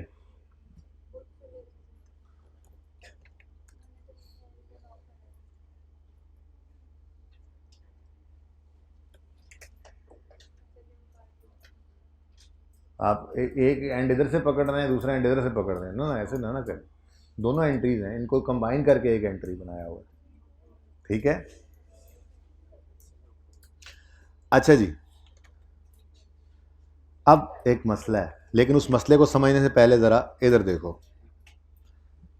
डेटर 7,000 है, प्रोविजन का रेट कितना है, 10%, तो कितनी प्रोविजन आई, 700। अच्छा, अब ये तो हमने कर रखा था, ये सब कुछ हमने कर रखा था कि हमारी कुछ गलतियां पकड़ी गई। जब उन गलतियों को सही किया तो मिसाल के तौर पे, और भाई साहब आखिर वाले भाई साहब, मिसाल के तौर पे हमने गलती सही की और उस गलती के सही होने का असर ये पड़ा कि हमारे डेटर 7,000 से बढ़ के 8,000 हो गए। गलती सही हुई, उसका असर ये पड़ा कि डेटर्स 1,000 से बढ़ गए। अब अगर डेटर 7,000 से बढ़ के 8,000 हो गए हैं तो प्रोविजन भी फिर 700 से बढ़ के 800 होगी कि नहीं होगी? यानी अगर डेटर 1,000 से बढ़े हैं तो 1,000 का 10% यानी प्रोविजन का रेट लगाएं तो 100 रुपया प्रोविजन बढ़ गई। ये असर पड़ेगा। यानी अगर मेरे डेटर्स गलती की वजह से कम हो गए थे, मतलब मैंने करेक्शन की, रेक्टिफिकेशन की और उस वजह से डेटर्स बढ़ गए, तो जितना डेटर्स बढ़े उसकी परसेंटेज लगा के प्रोविजन फॉर डाउटफुल डेट को भी बढ़ाना पड़ेगा। ऐसे ही है। चलो अच्छा, उसके बाद मिसाल के तौर पे मेरी गलती जब रेक्टिफाई हुई तो उसमें मेरे डेटर 7,000 से कम होके 6500 हो गए। 500 से डेटर्स कम हो गए तो प्रोविजन भी सिर्फ 650 पे आ जाएगी, यानी प्रोविजन भी 50 से कम। यानी 500 से डेटर्स कम हुए तो 500 का 10% प्रोविजन भी, क्योंकि डेटर्स के क्लोजिंग बैलेंस पे रेट लग के प्रोविजन निकलती है। अगर करेक्शन में डेटर्स बढ़ जाएं तो प्रोविजन भी बढ़ेगी, डेटर्स कम हो तो। और जैसे फिक्स एसेट में सिखाया था, फिक्स एसेट अगर रेक्टिफाइंग एंट्री में बढ़ते हैं तो डेप्रिसिएशन बढ़ जाती है और अगर कम होते हैं तो डेप्रिसिएशन कम। ऐसे ही ये डेटर्स हैं और प्रोविजन फॉर डाउटफुल डेट है। अगर करेक्शन में रेक्टिफाइंग एंट्री में डेटर्स बढ़ जाएं तो प्रोविजन भी बढ़ जाएगी और अगर डेटर्स कम हो जाएं तो प्रोविजन भी कम हो जाएगी। जी बेटा, जी बिल्कुल। मैं तो ये कह रहा हूं कि जो करेक्शन भी करनी है उससे डेटर्स पे जो असर पड़ना है वो डेटर, देखो ना, अब रिटर्न ऑफ नहीं थे, रिटर्न ऑफ कर दिए तो डेटर्स कम हो गए ना, कम होकर 65, तो मैंने कहा 500 राइट ऑफ कर दो, अब ये अनएडजस्टेड हो गए, इनमें से 500 कम करो 6500 हो गए। अब 6500 पे रेट लगेगा तो 650 आएगा, तो अल्टीमेटली तो वही 50 रुपये कम होने हैं ना। ठीक है। अब मसला ये था हमारे सवाल में कि ना तो डेटर्स का क्लोजिंग गिवन था ना प्रोविजन का क्लोजिंग गिवन था कि मैंने अनएडजस्टेड कह के तो फर्क निकालता। हमें तो सिर्फ यही एडजस्टमेंट गिवन थी जो खत्म हो गई। और खतरनाक बात क्या है, एज पर SE's policy provision for doubtful debt has already been made at 5% of year end balance. यानी उन्होंने पॉलिसी बना रखी है तो उन्होंने 5% क्लोजिंग डेटर्स का प्रोविजन भी बना ली हुई है। अब मसला यह है कि हमने जब रेक्टिफिकेशन की तो हमारी रेक्टिफाइंग एंट्रीज में डेटर्स हिट हुए। ये हिट इधर नहीं इधर हुई, क्योंकि डेटर्स हिट हुए तो प्रोविजन ने भी हिट हो जाना है अब। ठीक है, तो ये कोई आम हिट नहीं है, ये जो डेटर कम या ज्यादा हुए हैं इसका असर प्रोविजन पे भी पड़ना है। ठीक है। अब ये दोनों को अलग अलग लेकर भी चल सकते हैं, लेकिन मैं कंबाइन करूंगा। जैसे मैं कहता हूं जी डेटर 180 से कम हुआ तो प्रोविजन भी कम करोगे, लेकिन 180 का 5% कितना बनता है बताओ? 45 वाले ने तो कमाल कर दिया जी। अच्छा इधर देखो, और इधर 96 से डेटर्स बढ़ गए तो प्रोविजन भी बढ़ेगी, लेकिन 96 का 5% कितना? 4.8। अब नेट में 9 से कम हो रही है प्रोविजन और 4.8 से बढ़ रही है, तो प्रोविजन नेट में बढ़ेगी कितने से? कम होगी कितने से? 4.2 से। ठीक है ना। लेकिन ये काम इतना लेंथी वाला काम थोड़े ही हम करेंगे, इतने हम टाइम थोड़े होते, पागल थोड़े ही हम। ठीक है, हम तो यहां पे आकर यूं लिखेंगे। इधर देखो, ये कोई पांव हिला रहा है 180 से और लगता है कुछ जिंगर है। अच्छा 180 से डेटर कम हुए, इधर देखो बच्चों 180 से डेटर कम हुए और अगली एडजस्टमेंट में 96 से एसेट बढ़ गए, तो नेट में डेटर्स कितने से? 84 से डेटर्स नेट में कम हुए। अगर डेटर्स कम हुए हैं तो प्रोविजन को भी कम करना है, प्रोविजन बढ़ाने की एंट्री मुझे आती है bad debt expense debit provision credit, bad debt expense debit provision, provision बढ़ाने की एंट्री मुझे आती है, कम करने की एंट्री नहीं आती मुझे। मैं इसके उलट करूंगा तो उलट क्या बनेगी, प्रोविजन डेबिट। तो पहले तो ये लिख लेते हैं जी, provision for doubtful debt debit और bad debt expense profit and loss में जो जाता है वो क्रेडिट। अब ये फिगर बस निकाल ली। तो 84 से डेटर कम हुए, इसके ऊपर लगाओ 5% और ये 4.2 से प्रोविजन भी क्या हो गई, कम हो गई, -4.2। ठीक है, अब ये वही वाला काम है, प्रोविजन 4.2 से कम की, लेकिन यहां पे हमने शॉर्टकट, ठीक है, 4.2 और 4.2। बुक में सोल्यूशन पिछली क्लास बच्चों ने बताया था, कुछ गड़बड़ है, सही कर लें जी उसको। ठीक है, मैंने भी इसको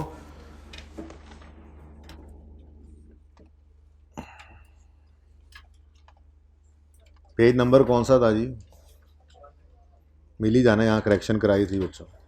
बहरहाल हमने सोल्यूशन तो नोट कर लिया ना, हमारा तो वही सोल्यूशन है बस। ये करेक्शन नीडेड, इसको 4.2 कर लें फिगर को, ठीक है, और अगली एंट्री मैंने करवानी है वो बाद में देख चलें, एक ही बार आते हैं वापस। ठीक है जी, ये समझ आ गया। Adjustment 4 is over from my side. कोई क्वेश्चन है तो पूछ लें। क्लियर है सबको? अच्छा, अब जीटा वाला सवाल डिफरेंट था, उसमें क्लोजिंग्स गिवन थे, तो उनको अनएडजस्टेड कह के एडजस्टमेंट करके एडजस्टेड बैलेंसेस निकाल के प्रोविजन एडजस्टेड निकाल के हम निकाल सकते थे।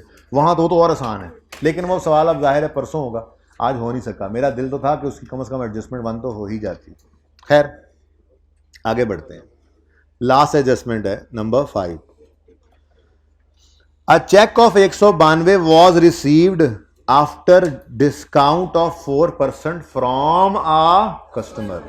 अच्छा बच्चों, जब भी कभी डिस्काउंट, वैसे आपने पढ़ा हुआ है लेकिन मैंने भी पढ़ाना है, पर अब वो जाहिर है आज का दिन नहीं, अब आज डेटर कंक्लूड हो गए ना, तो कल डिस्काउंट्स और इन्वेंट्रीज इनकी तरफ चलेंगे हम, ठीक है ना, कल मतलब नेक्स्ट क्लास में। लेकिन वहां पर भी एक एग्जाम्पल ही करानी है, समझो ये भी एक एग्जाम्पल ही है, तो 2 हो जाएंगी। यहां पर भी करते हैं।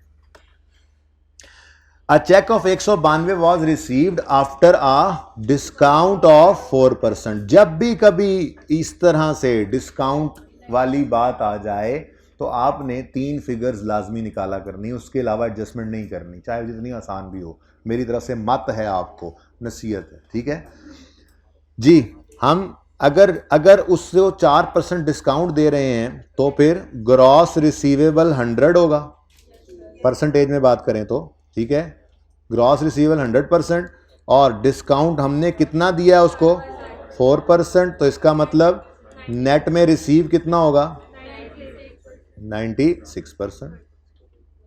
ठीक है, तो ये तो हमने परसेंटेज लगा ली। सवाल में जो डिस्काउंट की परसेंटेज गिवन होगी बस वो लिख लिया करेंगे, ठीक है। अब सवाल में सबसे अहम चीज ये आइडेंटिफाई करना होगा कि जो फिगर हमें सवाल में दी गई है वो ग्रॉस है, वो नेट है, या वो डिस्काउंट है। इन तीनों में से कोई एक फिगर अगर हमें दे दे तो हमारे पास फॉर्मूला मौजूद है, given amount over given amount percentage into required amount percentage. लेकिन बड़े ध्यान से देखना है कि सवाल में दी हुई फिगर क्या है, ठीक है। अब अगर आपने सुनो, मुझे पता है आपको सब इंट्रो पढ़ के आए, पता है मुझे, ठीक है, जो नहीं पढ़ के उनको भी सुनने दिया करो। अगर आपने किसी को 4% डिस्काउंट अलाउ किया है तो वो घर से 96 ही लेकर आएगा। ये नहीं कि 100 ला के कहेगा पहले ये 100 तुम जेब में डालो, अब दूसरी जेब से 4 रुपए निकाल के मुझे वापस करो, ऐसा नहीं है। हमने एक बंदे को उधार पे चीजें बेची थी, ठीक है, उसको कहा था जल्दी पैसे ले आए तो 4% और छोड़ देंगे, वो ले आया। हमने कहा था हमने तो मजाक ही किया था, तुम तो सीरियस हो गए। खैर वो ले आया तो आपने उसको डिस्काउंट दे दिया, इसका मतलब वो घर से लेकर ही कितने निकलेगा, 96। तो इसका मतलब ये जो लिखा हुआ है a cheque of 192 was received after a discount of 4%, तो इसका मतलब ये 192 जो है ये नेट फिगर है। अब इस नेट से मैं ग्रॉस भी निकाल सकता हूं, डिस्काउंट भी निकाल सकता हूं, कोई चीज निकाल लें। तो मैंने कहा जी 192 गिवन अमाउंट, इसकी परसेंटेज है 96 और रिक्वायर्ड है 100, ठीक है, तो ये 200 आ गया। तो कोई एक चीज निकाल लें, दूसरी बैलेंसिंग आ जाती है। 8 रुपए का डिस्काउंट। ठीक है, सही है। अब असल में कहानी यह है जो आपके सामने नहीं थी, हमने चीज बेची होगी उधार पे 200 की, डेटर डेबिट सेल क्रेडिट। ठीक है, फिर हमने उसे कहा था जल्दी आ गए तो 8 रुपए और छोड़ देंगे, वो आ गया, जवान हो गए 180 घर, सॉरी 192 लेकर ही घर से कितने आया 192, लेकिन हमारा डेटर अब 200 का गया, बस अब हम इससे और पैसे नहीं ले सकते, कहा देता उसको। अब 200 जहां से आने थे वहां से 192 आए, तो खुशी की बात या गम? जहां से 200 मिलना था वहां से कम मिले तो गम, एक्सपेंस। इसको कहा करते थे किसी जमाने में अकाउंटेंट्स डिस्काउंट अलाउड एक्सपेंस। ठीक है, लेकिन अब अकाउंटिंग बदल गई और अब इसको सेल्स में ही डेबिट कर दिया जाता है। ठीक है, ये चेंज IFRS 15 ने लाकर बताई। वजह क्या है? वजह यह है बच्चों कि पहले ये होता था कि अकाउंटेंट्स लोग क्या करते थे, 200 की सेल रिकॉर्ड की और नीचे जाकर फिर लेस करके डिस्काउंट अलाउड एक्सपेंस 8 का रिकॉर्ड कर लिया। अब नजर पड़ती है पहली बार ही सेल्स के ऊपर यूजर्स की, तो यूजर देखते ही कहेगा वाह 200 की सेल, हालांकि नीचे 8 का एक्सपेंस है। तो स्टैंडर्ड ने कहा ये फनकारियां मत लगाओ, ये डिस्काउंट अलग से रिकॉर्ड ना करो, बल्कि आप ये 200 की सेल में से ही 8 का डिस्काउंट नेट करो और फेस के ऊपर ही सेल आपकी नजर आनी चाहिए 192 की। असल कहानी ये है जिस वजह से ये चेंज IFRS 15 ने ला कर डाला। मैं जब आपको एग्जांपल करवाऊंगा ना डिस्काउंट की परसों इंशाल्लाह, उसमें फिर परचेज भी होगा। ठीक है ना, सेल्स का तो कहा है ना स्टैंडर्ड ने, IFRS 15 ने, सेल्स हम अकाउंटेंट ने फिर खुद से ही ठीक है कर लिया कि सेल का उन्होंने बताया तो परचेज का हमने खुद ही कर लिया। खैर ये एंट्री है। ठीक है, अब सोल्यूशन में जहां जहां भी होंगी वो साथ साथ हम सही करते रहेंगे। ठीक है, सोल्यूशंस को भी। खैर ये कहानी आपके सामने कोई नहीं थी, ये तो वैसे ही मैंने आपको बताया कि ऐसा हुआ होगा। अब ये हुआ है जो आपके सामने। ठीक है, कि ये ओरिजिनल एंट्री है। ये क्या है? ओरिजिनल एंट्री होना चाहिए था। ठीक है, तो ये मैं अपनी जगह जाकर अब लिखता हूं ओरिजिनल एंट्री। वो यहां से हमेशा जब भी डिस्काउंट आए ये इस तरह से एंट्री सामने रखकर ये वर्किंग सामने रख के हम ओरिजिनल एंट्री पास करेंगे। ठीक है, यहां तक हो गया। अच्छा जी, नंबर एडजस्टमेंट नंबर 5 6 तो है ही नहीं भाई जी। ये सामने आपके वर्किंग है, इसको देखते ओरिजिनल एंट्री पास करनी है। ग्रॉस 200 है, वो लाया है 192, तो एंट्री हो गई बैंक डेबिट 192 से और डेटर क्रेडिट 200 से, और 8 रुपए का जो नुकसान है वो सेल में ही अब डेबिट कर दो। सेल की नेचर क्रेडिट है, अगर उसको डेबिट करोगे तो मतलब कम हो गया, तो सेल्स डेबिट। ठीक है, डन।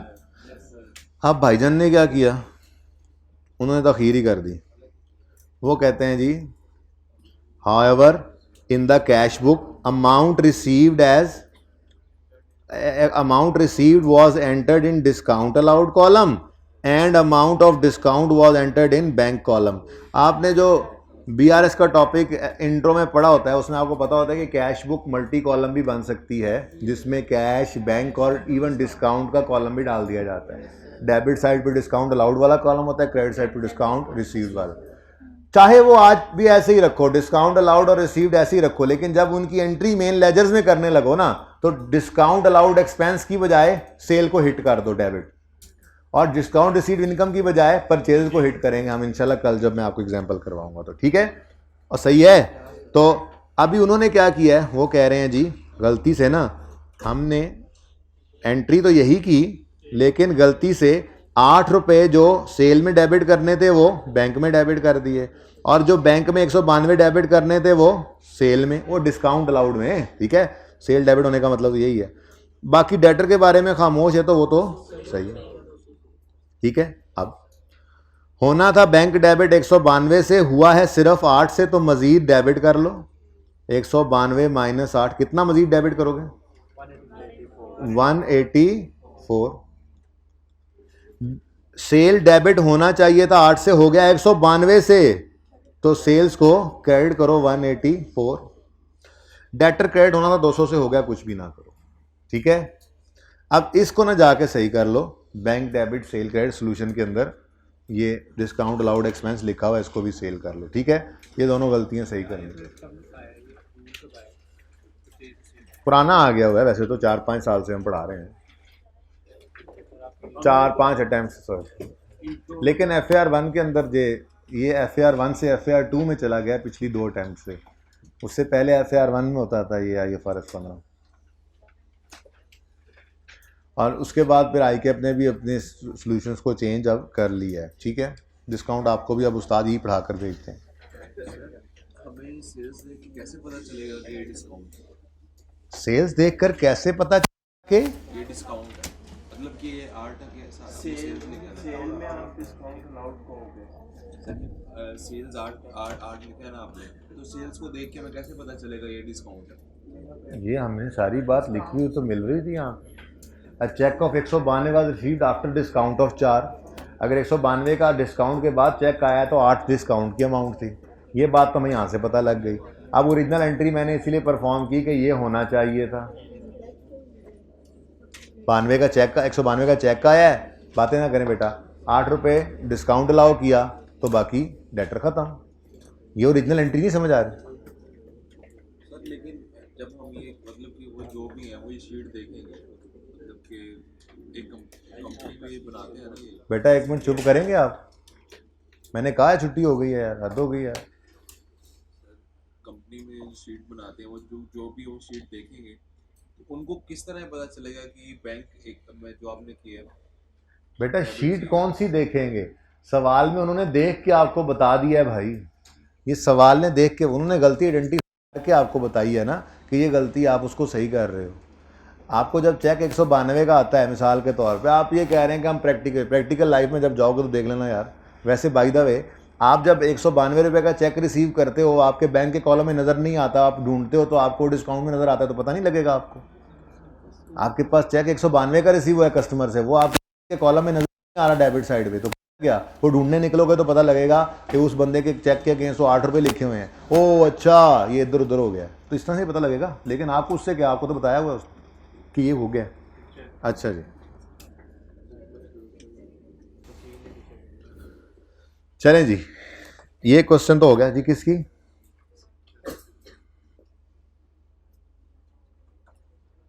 सारे सवाल की?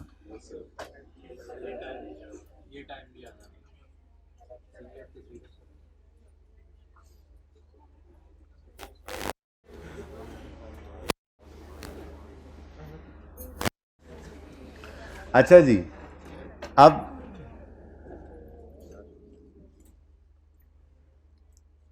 13वां सवाल है। जो 13वां सवाल है उसकी रिक्वायरमेंट आपने नहीं पढ़नी और कोशिश करना है ओरिजिनल रॉन्ग रेक्टिफाइंग एंट्रीज करने की। अदपजद्दी ही होंगी मेरे ख्याल से, उससे ज़्यादा नहीं होंगी। 1 मिनट, टाइमथी वाला 14, ये देखें जी, इसमें ओरिजिनल रॉन्ग रेक्टी इसकी एंट्री, इसकी ना रिक्वायरमेंट कुछ और है, वो अब जब मैं सवाल कराऊंगा तभी पूरी होगी। लेकिन आपने कोशिश करनी है ऐसे ही, टाइम थोड़ा सा ज़ाया करना है। ओरिजिनल रॉन्ग रेक्टिफाइंग कर 2-4 की हो जाएगी, 5-6 की नहीं होगी तो कोई बात नहीं, मैंने तो सारा सवाल करवाना ही है। आते हैं जीटा की तरफ। जीटा को देखें जी, इधर देखें, रिक्वायरमेंट ए में एडजस्टिंग या करेक्टिंग एंट्रीज कहा गया, रिक्वायरमेंट बी में नेट इफेक्ट ऑन प्रॉफिट भी कहा है, लेकिन ये फ़िलहाल आपने अभी नहीं करना, ये मैं आपको खुद कल करवाऊंगा। अच्छा, अब इस सवाल में देखें तो कहते हैं financial statements of Zeta for the year 30 June 19 is under preparation, following information has been in this respect. अब इसमें trade receivable as at 30 June 19 closing उसने बता दिए। क्लोजिंग डेटर्स हैं 2500, प्रोविजन क्लोजिंग है 400।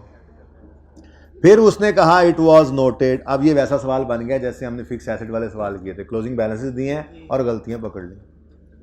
कह रहे हैं an old outstanding balance of 250 which was written off previously was settled during the year at 20% discount.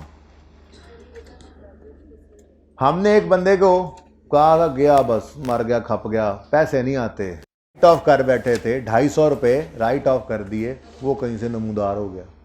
कहने लगा यार देखो शहीद को भी है ना वो कर्ज माफ़ नहीं है, तो मेरे पास पूरा 250 नहीं है, मैं पैसे देना चाहता हूँ, कुछ डिस्काउंट दे दो मुझे। मैं मतलब हम हालांकि कुल्लू वाला पढ़ बैठे थे, लेकिन वो कहीं से आ गया कह रहा है यार 250 देना था मैंने, मैं मानता हूँ, लेकिन भाई इतने हैं नहीं मेरे पास, कुछ रियायत कर दो और पैसे मुझसे दे दो और बाकी मुझे माफ़ कर दो अल्लाह की रज़ा के लिए, ठीक है। तो आपने उसको 20% डिस्काउंट दे दिया, मतलब 250 का 80% कितना बनता है, कितना बनता है? ये आपने रिसीव कर लिया, यही लिखा हुआ है, पढ़ो। N old outstanding balance of 250 which was return off previously was settled during the year at a discount of 20%, ठीक है। तो फिर ओरिजिनल एंट्री होनी क्या चाहिए? Cash debit, bad debt, recovery income, credit 200 से, लेकिन उन्होंने क्या किया? The amount receive is credit to, वही, ठीक है, कैश डेबिट, डेटर क्रेडिट कर दी, सही कर लोगे।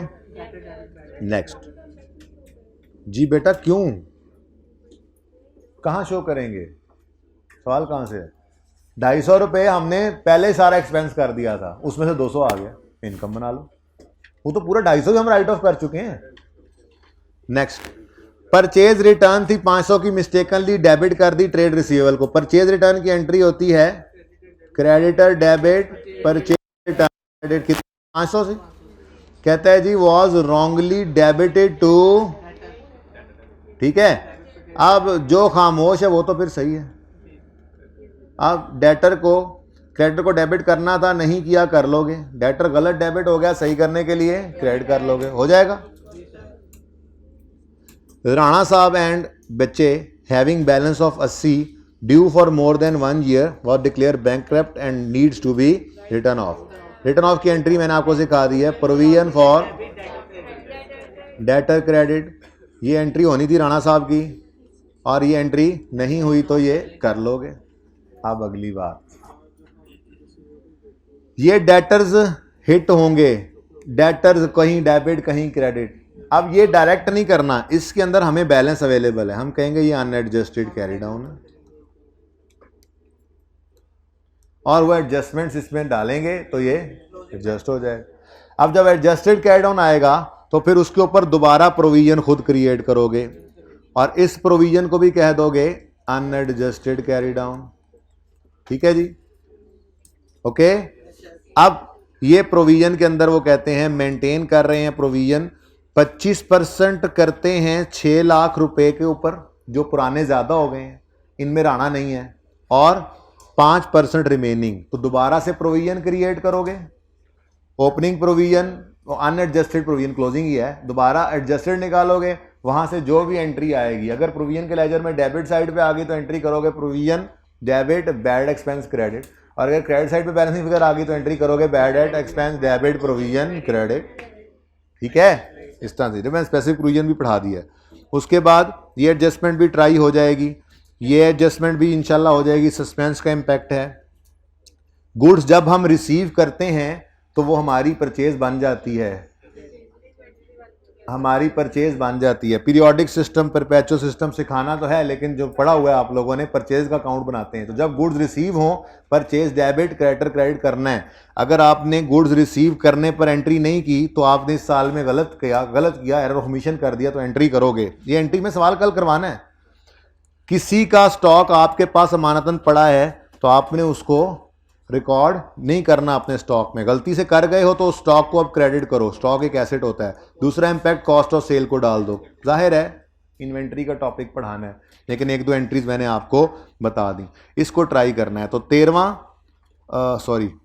और 16वां ये सवाल आपके हो जाने चाहिए। इंशाल्लाह ज़िंदगी रही तो परसों होगी मुलाकात, और कल लाइब्रेरी जो है वो आप लोगों के लिए ऑन कर देंगे, यहाँ पे गेट पे बता देंगे। मेरे ख्याल में इसी फ्लोर के ऊपर एक रूम गर्ल्स के लिए और एक बॉयज़ के लिए कर देंगे, कल लाइब्रेरी ऑन कर दी जाएगी, ठीक है। तो इंशाल्लाह ज़िंदगी रही तो परसों होगी मुलाकात। अल्लाह हाफ़िज़।